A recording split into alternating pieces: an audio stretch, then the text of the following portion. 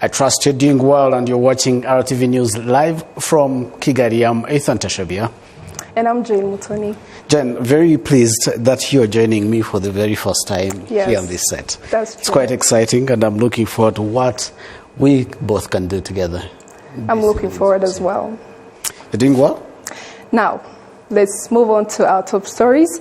In preparation for the upcoming 21st East African Summit, Rwanda's Foreign Affairs and International Cooperation Minister, Dr. Vincent Biruta, chaired the 40th Ordinary Meeting of the Council of Ministers. Also participating was the Minister of State in charge of the East African, Professor Nshuti Manase. Similar to how the Heads of State Summit on the 27th of this month of February will be held, the ordinary meeting of the Council of Ministers was held virtually. Important regional matters are to be discussed by the heads of state to do with things like diplomacy, cross-border trade, and more. Now, away from the East African community matters, while some countries are opting for the use of COVID-19 vaccine passports for those that have received vaccination, a cross-section of people find this inconsiderate for countries that are yet to receive doses, and that rather more emphasis should be put in distributing the needed jabs. We have this report. As COVID-19 virus cases continue to grow in different parts of the world, vaccines have been made and currently being administered in some countries. Some of the businessmen and women who travel abroad say that speeding up the COVID-19 vaccination process would help them to get back to running their businesses as before. If only we were vaccinated, then we would feel safe enough to travel anywhere without having to worry that we will get infected or infect others.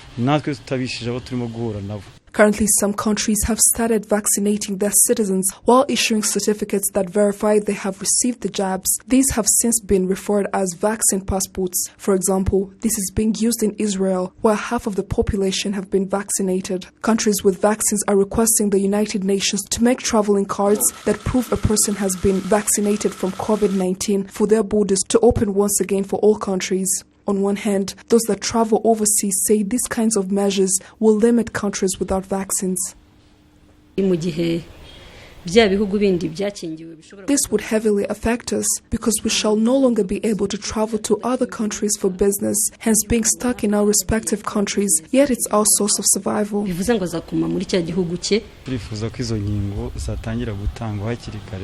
It would help us if we got vaccinated as soon as possible to enable us to carry out business and trades with other countries. In business, it's important for an individual to be present so that he or she can make choices of goods and also know their current prices on the market. When one is present, he or she is exposed to options. A Rwandan economist and a member of the COVID-19 African Vaccine Acquisition Task Team, Donald Kaberuka, recently affirmed during an interview with TV5 that establishing the vaccine passport would cause many challenges. Mais imaginez-vous les conséquences d'une telle mesure? Aujourd'hui, think of the repercussions of this decision. Currently, over 60% of the COVID-19 vaccines have all been distributed to the northern countries. Even then, they haven't been enough. Africa has only just started getting a few vaccines. It is inconsiderate to think of implementing a vaccine passport that verifies one has been vaccinated, yet not all people have gained access to the vaccines. In my opinion, this decision would cause many problems, given that some countries have not yet received the vaccines. And again, I wonder how this would work without UN's approval. Je vois comment ce mécanisme pourrait marcher avant que l'OMS lui-même donne son quitus. According to the statistics by UN, over 200 million COVID-19 vaccines have been distributed across the globe. Over 45%, which are the 7 wealthiest nations, also known as the G7, have already received the vaccines. The country that is at the forefront of vaccinating a large number of its population is the United Arab Emirates, which has already vaccinated more than 60% of the population. However, many countries are yet to start vaccinating, let alone receiving any doses at all. Experts say that the world will be able to fight COVID-19 virus once 60% of the world's population has been vaccinated. Now, farmers in Rwanda district say they expect good yields in the 2021 bee agriculture season. It is only after acquiring proper agriculture machinery which has helped them ease the process of cultivation. More details with Umari Jed. Preparations for the 2021 bee growing season are in full swing for the people of Rwanda district. They were provided with machinery to assist in cultivating the land, planting seed, and spreading pesticides. Farmers say using digging hoes has been physically taxing, and it's usually led to them planting their crops late. We cultivate on 1,332 hectares. The challenge we often face is how to speed up agricultural work. We often harvested 400 hectares and it felt it was too much. But now this helps us speed up the work. When you plant early, the yield is high. We are also expecting it to help us reduce the costs on agriculture. We would spend up to 120,000 Rwanda francs on cultivation alone. With the addition of planting, it would cost up to 150,000 Rwanda francs. When one is growing mushrooms, they tend to shrink, but using the machines has done it in a way that it does not. The coordinator for the Sustainable Agricultural Intensification and Food Security Project, SAIP, at the Rwanda Agriculture and Animal Resources Development Board indicates that the farmers must speed up the work of cultivating because now they have machines which help them in their task. The Ministry of Agriculture and Animal Resources is working with different partners all over the country in this machine use program so that farmers who want to buy or rent them may find them near. They shall be easily and inexpensively found. We ask them to speed up the corn harvest. RAB has 175 machines, while others belong to the private sector. They say they go to great lengths to get the machines to farmers, especially cooperatives.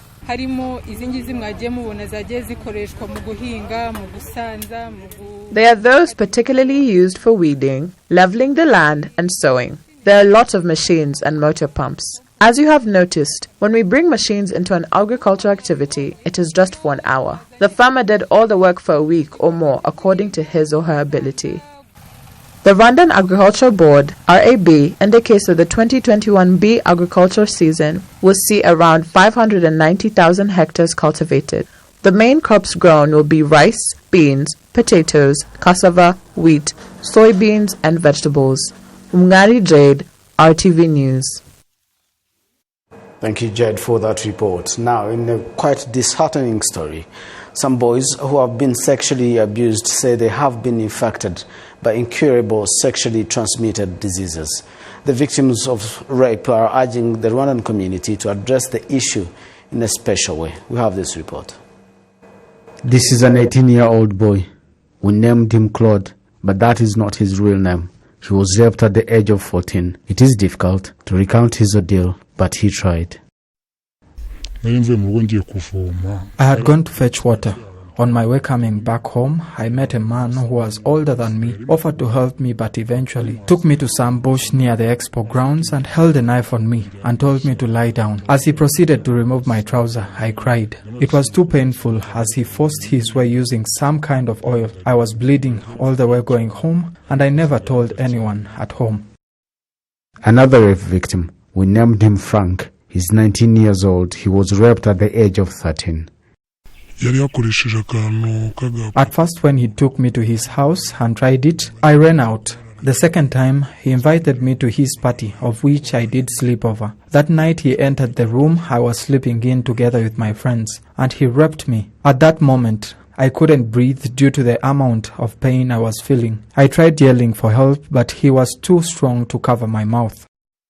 One of the boys who was raped said he was infected with HIV virus. As if that was not bad enough, some of these victims of sexual abuse were banished by their families and are currently undergoing mental health rehabilitation. These victims of sexual abuse say that they hardly speak up, which is the reason as to why this issue sometimes is not brought to justice. Gertrude Nyirahabineza is a counselor. She says that talking to children who have been sexually abused has revealed the magnitude of this problem. She has since devoted herself to encouraging the victims to speak up, seek medical care, and reunite them with their families. When one gets sodomized, There is a part of them that is destroyed, hence feeling alone and helpless. What we do is make sure that we talk and listen to the victims. We feed them and provide them with other basic supplies they need and ensure they are comfortable enough.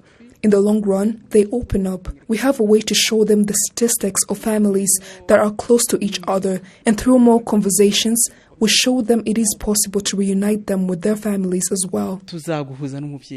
The government of Rwanda has already put in place strong measures to crack down on sexual abuse, including enacting laws that heavily punish child molesters, where the perpetrators could be sentenced to life imprisonment. The other measures in place is that much effort has been put in the awareness campaign to expose the evils of the crime. However, parents are also advised to be vigilant. It is important for parents to follow up on the daily lives of their children. If you did not spend a day at home, you have to talk to the child when you return home. Regarding child abuse, parents should not trust anyone they leave their child with. You also have to befriend your child to an extent that they are free to tell you anything or report anyone who has done something wrong to them. The Rwanda Investigation Bureau reports that in 2017-2018 fiscal year, it received 55 cases of boys who had been raped, while in 2018-2019, RIB received 80 cases, and in 2019 and 2020, the cases increased to 111. According to Rwanda Investigation Bureau, over the past 3 years, it has received a total of 10,933 cases of child abuse. Among them, 246 victims were boys, representing 2% of the total cases filed. On February 16th, a 19-year-old man identified as Emmanuel Muvandimwe was sentenced to life in prison after a Gasabo court found him guilty of raping 17 boys.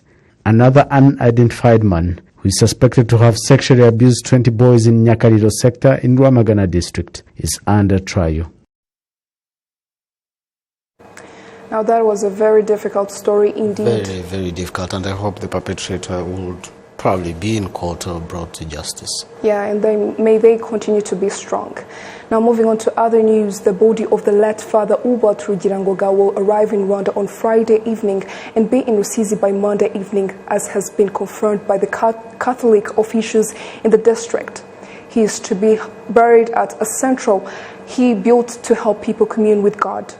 Renowned Catholic priest Ubald Rugirangoga succumbed to respiratory complications on the morning of Friday, January 8th in Utah, United States, where he was hospitalized since October last year. Serge Nori has more on this report. The center was built by Father Ubald Rugirangoga back in 2012 and is used regularly by Catholic faithful to pray, a place people say prayers are answered and healing miracles occur. This is the place to come when you feel your heart burdened, a place you give Jesus your troubles. It is a peaceful place where you can find God. I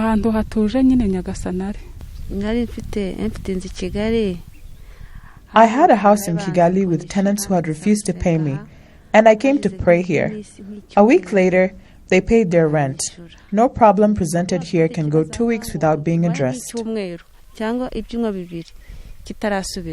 Preparations for the late Father Ubald Rugirangoga's funeral are now underway at the center, and locals, moved to tears by his death, say he should be canonized. We are heartbroken, and thinking that he has passed away brings me to tears.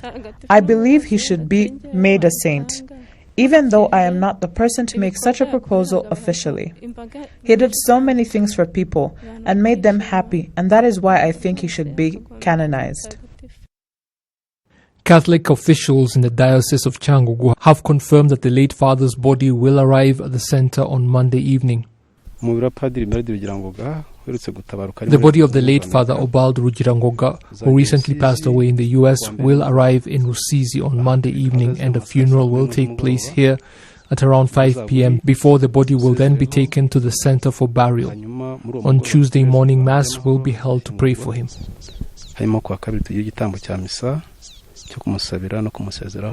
It was decided that the father be buried at the center because of the fact that he gave a lot of his time and energy to establish it. Father Ubald Rugirangoga was known countrywide for his efforts to heal people emotionally and spiritually, working to reconcile both perpetrators and survivors of the 1994 genocide against Tutsis, much of his work done while he was at the Mushaka parish. Born in 1956, he would later become one of the first forefathers of the Cyangugu diocese after it was founded.